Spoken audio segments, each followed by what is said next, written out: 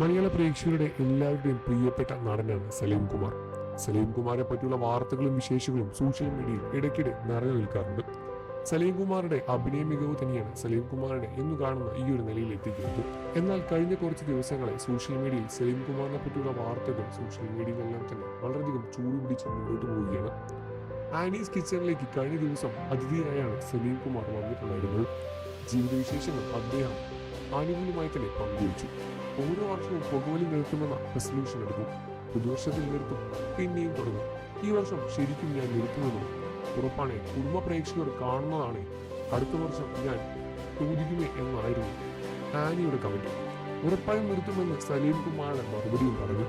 കഴിഞ്ഞ വർഷം എങ്ങനെയാണെന്ന് ചോദിച്ചാൽ കുഴപ്പമില്ല, നമുക്ക് ജീവിതത്തിൽ യാതൊരു ബുദ്ധിമുട്ടുകളുമില്ല, ജോലിയുണ്ട്, കുടുംബം നന്നായിട്ട് പോകും. അതാണല്ലോ ഏറ്റവും വലിയ കാര്യം. മോൻ സിനിമയിലേക്ക് വന്നത് ഞാൻ അവനെ സിനിമയിലേക്ക് വരാൻ പഠിപ്പിച്ച ഒരാളല്ല. MBBS എടുത്ത ആളാണ് അവൻ. സിനിമയിൽ വിടാൻ വേണ്ടിയായിരുന്നല്ലോ അത്. ഒരു സുപ്രഭാതത്തിൽ ഞാൻ കേൾക്കുന്നത് അവൻ സിനിമയിൽ അഭിനയിക്കാൻ പോവുകയാണ് എന്നാണ്. സൗബിൻ ചേട്ടനും ഗണപതിയും ഒക്കെ വിളിച്ചിട്ടുണ്ട്. ഞാൻ അഭിനയിക്കാൻ പോവുകയാണ് എന്ന് എന്നെ വിളിച്ചിട്ടുണ്ട്. പോകണ്ടെന്ന് പറഞ്ഞ് അവന്റെ ഭാവി കളയാൻ പാടില്ലല്ലോ. അവനാണ് വഴി തിരിഞ്ഞു കൊടുത്തത്. ഞാൻ കാണിച്ചു കൊടുത്ത വഴി അതല്ല. അവനായിട്ട് തിരഞ്ഞെടുത്ത വഴിയിലൂടെയാണ് അവൻ പോകുന്നത്. കണ്ടു കഴിഞ്ഞാൽ നന്നായി അഭിനയിച്ചിട്ടുണ്ട്. അവനെ വക്കീലാക്കുക എന്നതായിരുന്നു എൻ്റെ ആഗ്രഹം. എനിക്ക് ആവാൻ പറ്റിയില്ലല്ലോ. അഡ്വക്കേറ്റ് ആവണം എന്നായിരുന്നു എൻ്റെ ആഗ്രഹം. എൻട്രൻസ് എഴുതിയൊന്നും കിട്ടിയില്ല. ഡിഗ്രി കഴിഞ്ഞ് പോവാമെന്ന് കരുതിയപ്പോൾ അപ്പോഴേക്കും സിനിമയിലേക്ക് എത്തി. സിനിമയിൽ അഭിനയിക്കണം, പ്രശസ്തിയാവണം എന്നൊക്കെ ഞാനും ഒരുപാട് ആഗ്രഹിച്ചിട്ടുണ്ടായിരുന്നു. മോനെ അതൊന്നും നമുക്ക് പറ്റിയില്ല, അവിടെയൊന്നും എത്താൻ പറ്റില്ല എന്ന് അമ്മ പറഞ്ഞു.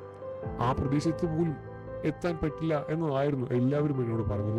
അതോടെ ആഗ്രഹം പറയുന്നത് ഞാൻ നിർത്തി. ക്രിമിനൽ കേസുകൾ ബാധിക്കാനാണ് ഞാൻ ആഗ്രഹിച്ചത്. സിനിമയിൽ അങ്ങനെ കുറെ ചെയ്യാൻ കഴിഞ്ഞു എന്നതും വലിയൊരു സന്തോഷമാണ്. അമ്മയുമായി ഭയങ്കര അറ്റാച്ച്ഡ് ആണ്.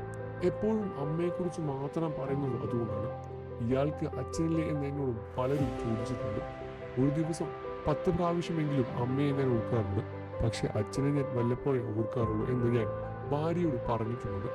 അച്ഛനോട് സ്നേഹമില്ലാഞ്ഞിട്ടല്ല അങ്ങനെ. അമ്മ എന്ന് എഴുതി കാണിച്ചാൽ എൻ്റെ കണ്ണു പറയും. അമ്മയെക്കുറിച്ച് മാത്രം എനിക്ക് എഴുതാനാവില്ല. എന്നെ ഇവിടെ എത്തിച്ചത് ആ പാവപ്പെട്ട സ്ത്രീ നടത്തിയ ശ്രമങ്ങൾ ഒരുപാടായിരുന്നു. അച്ഛന് പകരം അമ്മയായിരുന്നു ആദ്യം പോയതെങ്കിൽ പിന്നെ ഞാൻ ഉണ്ടാവില്ലായിരുന്നു. സലീം കുമാറിനെ സ്നേഹിക്കുന്ന പ്രേക്ഷകരെല്ലാവരും തന്നെ സലീം കുമാറിനെ ഈ ഒരു അവസ്ഥയിൽ വളരെയധികം സങ്കടത്തിന് പോകുന്നുണ്ട് എന്ന് പറഞ്ഞ് രംഗത്തുണ്ട്. നിങ്ങൾക്ക് സലീം കുമാറിനെ ഇഷ്ടമാണെന്ന് വീഡിയോയ്ക്ക് താഴെ കമന്റ് ചെയ്ത് പറയുക.